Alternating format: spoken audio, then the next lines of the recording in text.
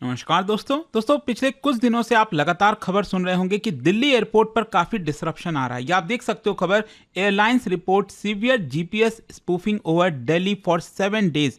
इसको थोड़ा सा देखिए, हमें अच्छे से समझने की जरूरत है कि ये जीपीएस स्पूफिंग है क्या। क्योंकि मैं आपको बता दूं कि इतने लार्ज स्केल पर पहली बार हमारे देश के अंदर सिविलियन एयरक्राफ्ट के ऊपर इस तरह से अटैक किया जा रहा है।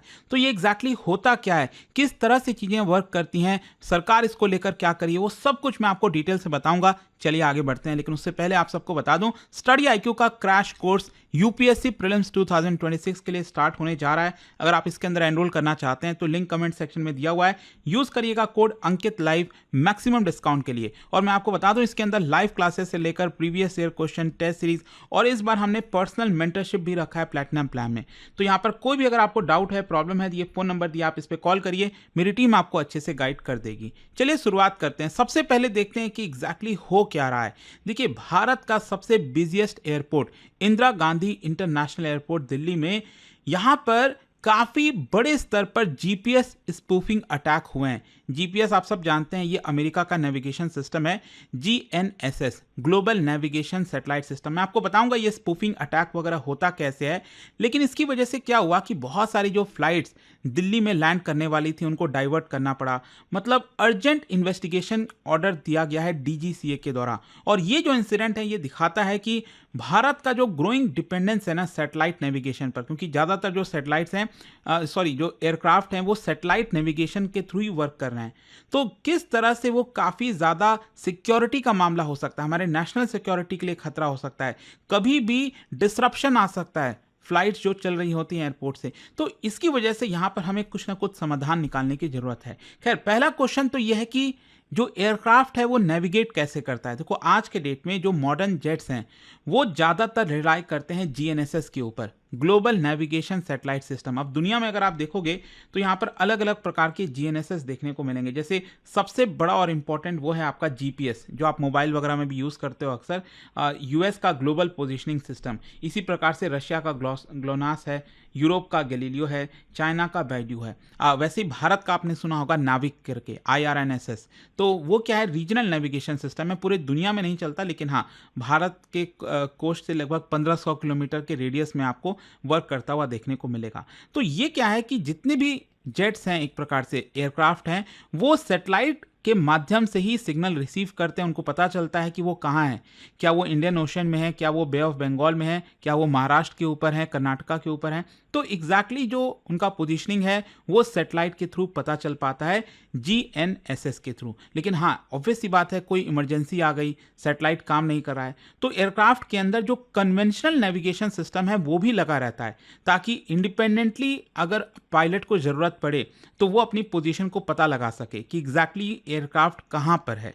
अच्छा, यहाँ पर जो कन्वेंशनल नेविगेशन सिस्टम है उसमें एरर आ सकते हैं, क्योंकि आप मैनुअली काम कर रहे हो उसके ऊपर।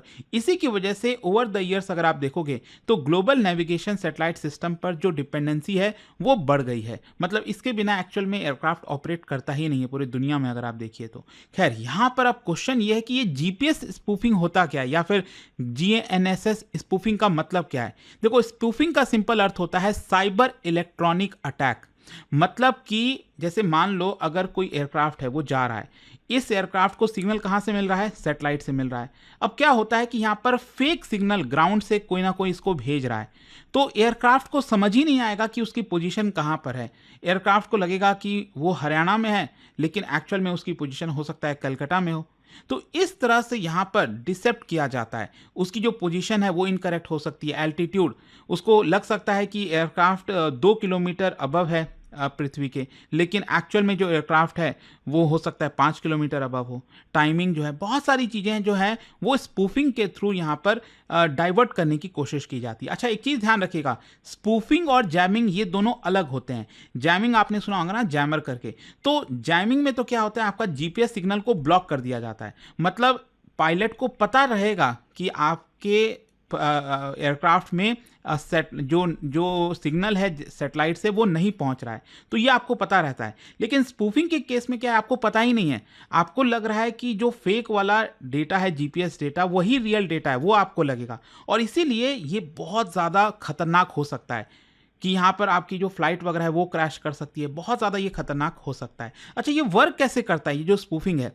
देखो, सैटेलाइट नेविगेशन सिग्नल अगर आप देखोगे जब पृथ्वी पर पहुँचते हैं तो ये काफ़ी कमज़ोर होते हैं। मैं आपको थोड़ा सा मैप के थ्रू दिखा रहा हूँ। ये मान लो एक एयरक्राफ्ट है, ठीक है, और ये पृथ्वी के करीब है, तो जो सैटेलाइट के थ्रू डेटा मिल रहा है, इसको सिग्नल मिल रहा है, तो पृथ्वी पर ये थोड़ा सा कमज़ोर सिग्नल होते हैं, वीक सिग्नल होते हैं, और इसी का फ़ायदा उठाया जाता है अटैकर्स के द्वारा।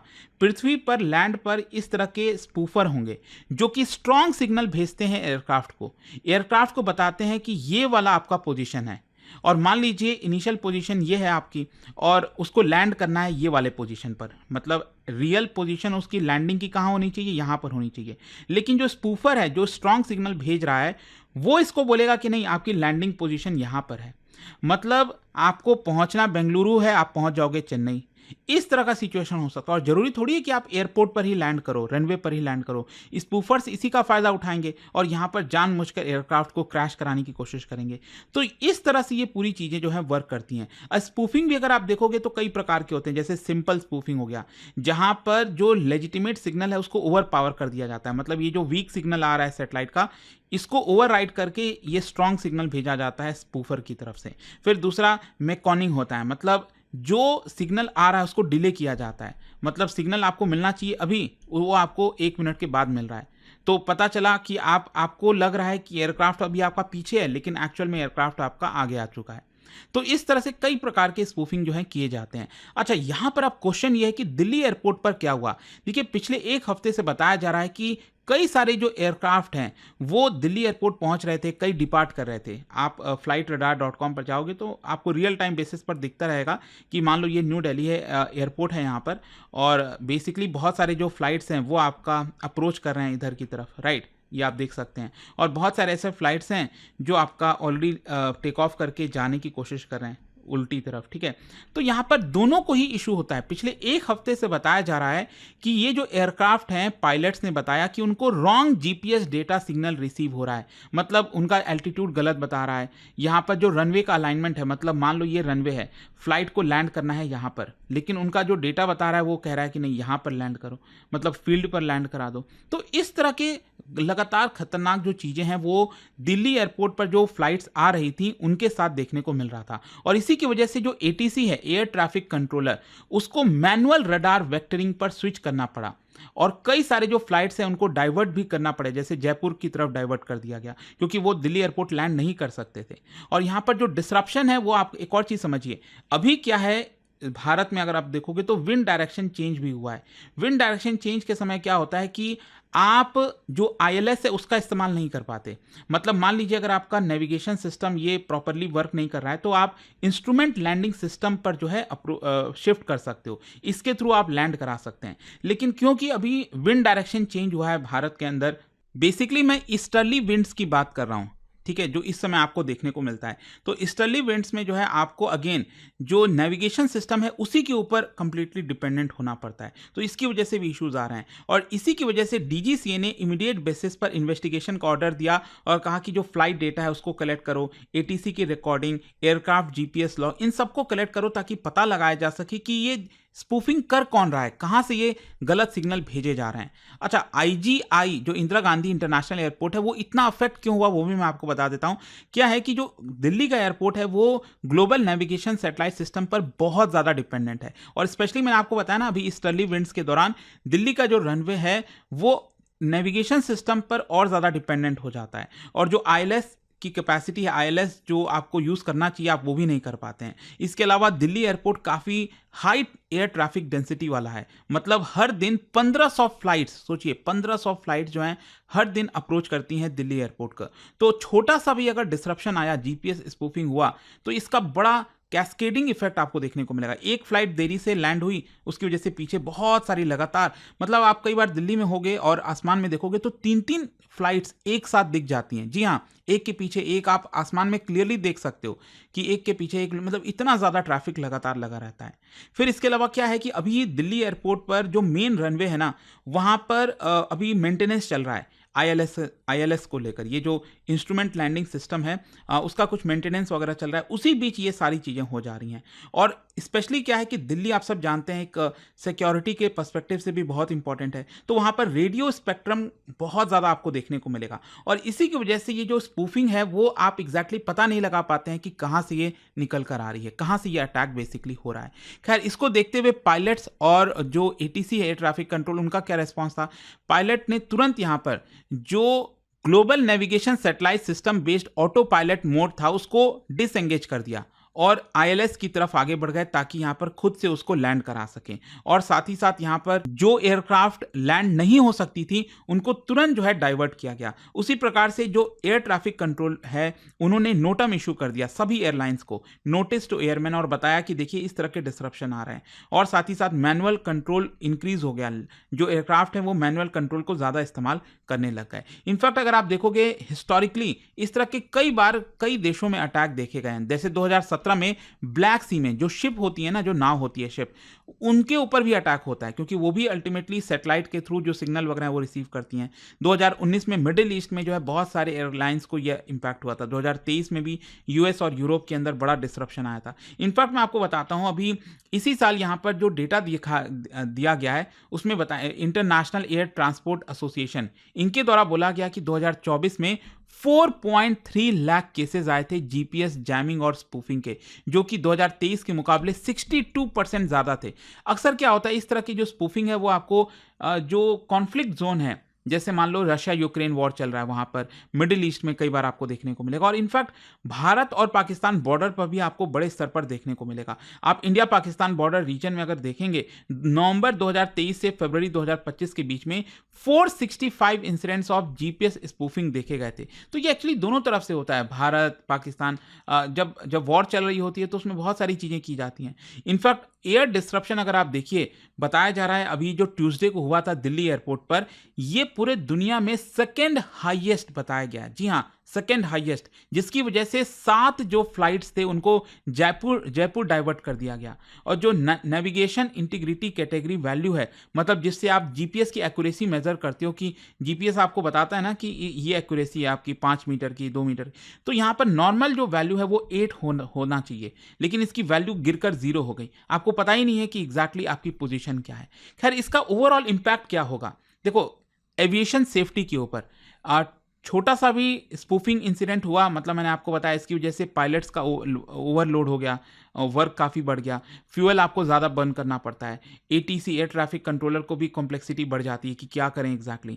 इसकी वजह से यहाँ पर जो क्रिटिकल फ्लाइट फेजेस है, मतलब कि जब फ्लाइट लैंड कर रही हो, फ्लाइट टेक ऑफ कर रही हो, तो दोनों समय ये बहुत क्रिटिकल होता है। अगर फ्लाइट हवा में हो तब तो चीज़ों को आप संभाल लोगे, लेकिन लैंडिंग और टेक ऑफ के समय अगर स्पूफिंग होता है तो ये बहुत खतरनाक हो सकता है, फ्लाइट क्रैश हो सकती हैं। फिर नेशनल सिक्योरिटी, मैंने आपको बताया क्योंकि दिल्ली एयरपोर्ट पर ये अटैक किया जा रहा है, ये हमारे नेशनल सिक्योरिटी का मामला है, और इसी की वजह से रेगुलेटरी रिस्पांस जरूरी है। डीजीसीए ने कोऑर्डिनेट किया है मिनिस्ट्री ऑफ डिफेंस से, टेलीकॉम अथॉरिटी से, एयरपोर्ट अथॉरिटी ऑफ इंडिया से, और रिव्यू चल रहा है पूरा कि यहां पर किस तरह से चीजों को संभाला जाए। तो कंक्लूजन यही निकलता है कि देखो, जो दिल्ली जीपीएस स्पूफिंग इवेंट है, ये भारत का फर्स्ट टाइम इतने बड़े स्केल पर नेविगेशन डिसेप्शन इंसिडेंट देखा गया है सिविल एविएशन के ऊपर, और ये एक्सपोज करता है क्रिटिकल वल्नरेबिलिटीज, मतलब जो एयर सेफ्टी है, नेशनल इलेक्ट्रोमैग्नेटिक सिक्योरिटी है, उसमें कितना ज़्यादा वल्नरेबिलिटी है। और कहीं ना कहीं मल्टी सेंसर नेविगेशन को और हमें मजबूत करना पड़ेगा, किस तरह से हम इसको अप्रोच कर सकते हैं। और एक बहुत इंपॉर्टेंट चीज़ यहाँ पर यह भी बोला जा रहा है कि अब हमें जीपीएस को थोड़ा सा कम रिलाय करना चाहिए। जीपीएस का जो हम इस्तेमाल करें अमेरिका का सिस्टम, उसके बजाय हमें नाविक्स जो सिस्टम है, जो हमारे खुद का नेविगेशन सिस्टम है, उसको हम ज़्यादा यूज़ करें तो ये और हमारे लिए बेटर होगा। तो आई होप कि आपको ये डिटेल में समझ में आ गया होगा। ये जीपीएस स्पूफिंग के बारे में पिछले 1-2 दिनों से बहुत चर्चा चली, तो मैंने सोचा आपको डिटेल में बताऊं। जाने से पहले एक बहुत ही इंटरेस्टिंग क्वेश्चन आप सभी के लिए, क्या बता सकते हो गगन सिस्टम के बारे में? जी हाँ, गगन सिस्टम, यहाँ पर 2 स्टेटमेंट दिया गया है और इसका राइट आंसर आप सब जानते हैं। मेरे इंस्टाग्राम पर तो मिलेगा ही, वहां पर अगर आप नहीं हो कोई बात नहीं, टेलीग्राम से ले सकते हैं इसका सही उत्तर। और दोस्तों, जैसा मैंने आपको बताया, अगर आप प्रीलिम्स की तैयारी कर रहे हैं, प्रीलिम्स देंगे 2026 में, तो ये क्रैश कोर्स जरूर ले लीजिएगा, क्योंकि इसमें आपको पूरी प्रिपरेशन प्रीलिम्स पर्सपेक्टिव से ये हम कराने जा रहे हैं। आपको बस यूज करना है ये code Ankit live, maximum discount के लिए लिंक कमेंट सेक्शन में दिया हुआ है, और ये फोन नंबर है, यहां पर आप कॉल कर सकते हैं, मेरी टीम आपको अच्छे से गाइड कर देगी। दोस्तों आ गया है success in prelims SIP batch उन एस्पिरेंट्स के लिए जो रिवीजन में स्ट्रगल कर रहे हैं या फिर प्रीलिम्स को दोबारा क्रैक करने का प्लान बना रहे हैं। अब चाहे आपने अभी शुरुआत की हो या प्रिपरेशन को नया बूस्ट देना चाहते हो, या एक ही बैच सबके लिए परफेक्ट है। क्या मिलेगा इस बैच में? लाइव क्लासेस हर कॉन्सेप्ट को डिटेल में समझने के लिए, previous year questions and CSAT paper 2 classes, current affairs and NCERT coverage, test series plus revision notes, special prelims focused classes and 1-on-1 personal mentorship. दोस्तों बैच स्टार्ट हो रहा है 10 नवंबर शाम 6 बजे से और इसकी वैलिडिटी 8 महीने की है।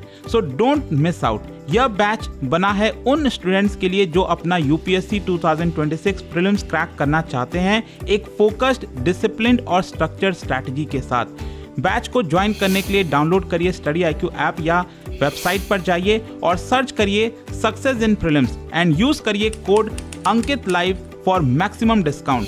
और दोस्तों अगर अभी भी कोई डाउट हो तो इस फोन नंबर पर कॉल करिए 092400239293। स्टडी IQ IAS, आपका सिलेक्शन हमारा मिशन।